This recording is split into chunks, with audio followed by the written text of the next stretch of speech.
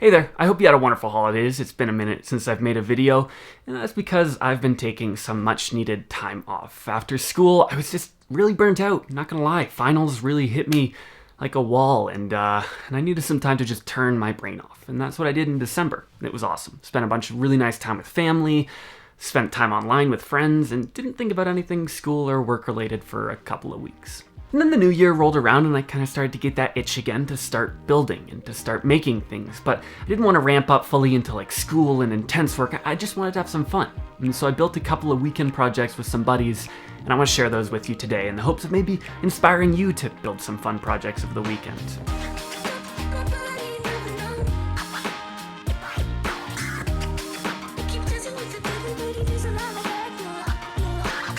So a little bit of context for this first project. I have been into investing for a few years now. Since high school, really. I got into kind of stock market competitions in high school a little bit, and then gradually just started to build a portfolio on my own, because I think it's really smart to do when you're young. Set yourself up financially for the future. Yeah. Now, in Canada, we don't have Robinhood, and we don't really have an equivalent. We have similar products, and the most similar is what I use. The brokerage is called QuestTrade. QuestTrade as a brokerage is really good. From a technical perspective, it has pretty much everything that you would want. But from a UI UX perspective, there is a lot left to be desired.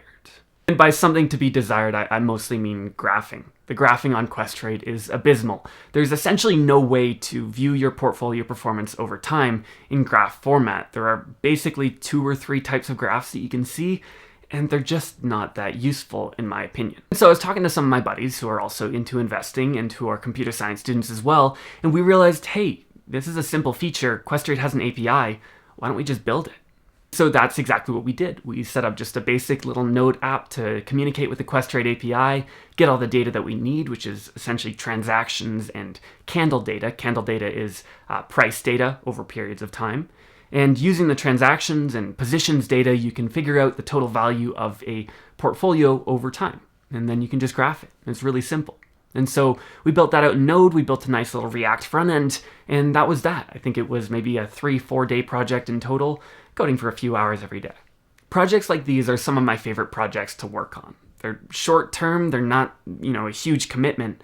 They're really fun because you're working with friends. You learn a lot because you're using new technology that you haven't used before. For example, I learned about some React best practices with functional components from one of my friends who worked on React with his job. And I learned about Redis caching from my other friend who worked on the project. And probably the best part about projects like these is at the end of the day, you've built out something tangible that you actually find useful. It's something that you actually might use on a regular basis. And I just think that's really cool.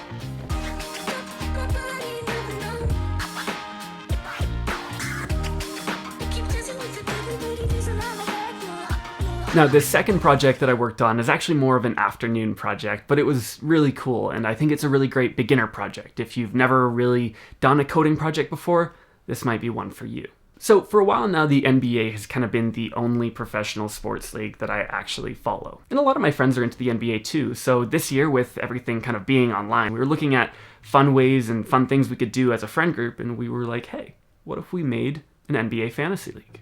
So if you don't know how fantasy basketball works, quick little breakdown for you. At the start of the season, you draft a team. Now, your team can be composed of players from all sorts of different teams across the league. You might have a Raptor with a couple of Nets, with a Maverick, and so on and so forth.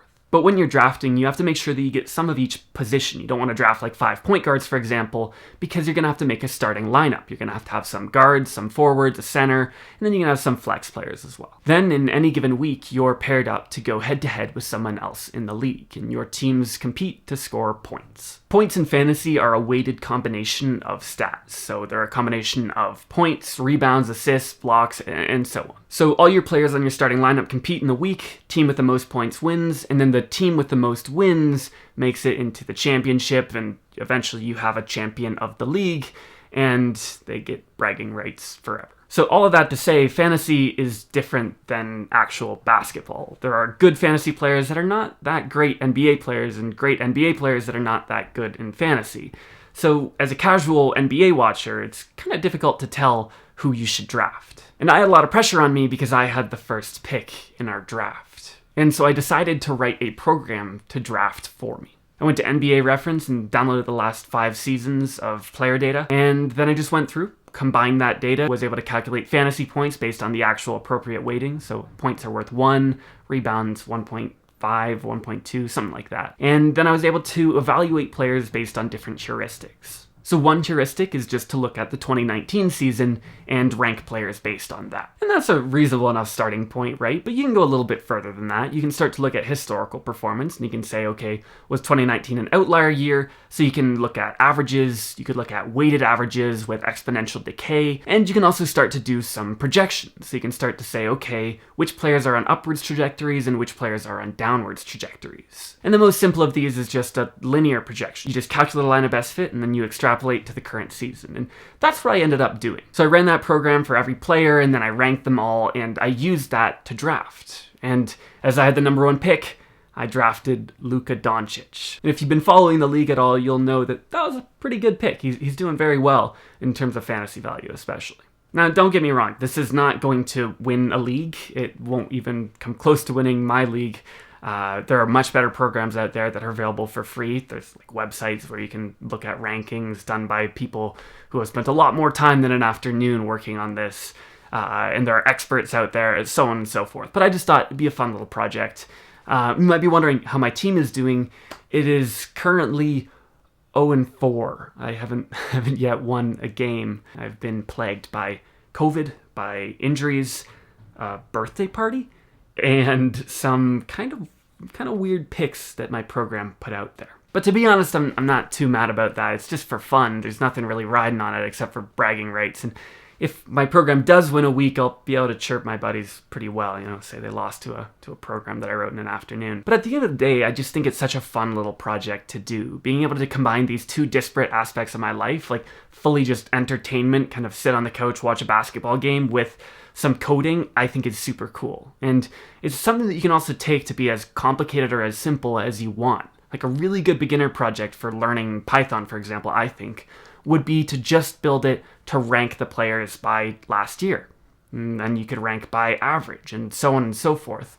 I think it's a fantastic beginner project if you're into sports especially. I think it's super cool. But you could also make it a lot more advanced. You could take way more data than I did, all these advanced analytics that are available online, and you could feed that all into a machine learning model and see what that spits out. So it's a really highly extensible project that can just teach you a lot of things along the way. And it's really cool and it's fun because you can compete against people. And so you can kind of get a sense of how your program is performing. At the end of the day, these two projects share a common theme, and that is having fun while using your brain, which is something that I really try to emphasize in my life. To me, I think the best weekends are spent working on projects like these, because you're spending time with friends, so it's a fun social activity, you're learning a lot, and you have something tangible at the end of the day that you can come back to, and you can play with and tinker with and make more complicated if you want. Like, what's not to love about a project like that, and a weekend spent building that? I'd now like to thank Skillshare for sponsoring this video. Skillshare is an online learning platform with thousands of classes for creative and curious individuals. It is a truly awesome place to pick up some skills that might help you out with weekend projects like these and beyond. Earlier in this video, I talked about how we used React in our stock tracking app. And if you're interested in learning React, then I'll recommend that you check out Travis Arnold's Intro to React course on Skillshare, where they walk you through building a gallery app. And it teaches you a bunch of the necessary skills that you'll need in order to build React apps of your own. If you want to check Skillshare out, the first 1,000 people to click the link in my description will get a free trial of Skillshare Premium membership. And after that, it's only around $10 a month. So yeah, I hope you enjoyed this video. Hopefully it inspired you in some way to get out there and work on a little project yourself maybe, whether it's a coding project or an in real life project or something else, whatever floats your boat, whatever's going to be fun for you and use your brain at the same time. I think it's just such a rewarding thing. So yeah, if you enjoyed this video and you're not subscribed, feel free to subscribe. We're getting pretty close to that 1 million mark. It would be pretty cool to hit it in 2021. But regardless, I hope you're doing well. Hopefully you're taking care of yourself out there. I'm John Fish. I'll see you again soon.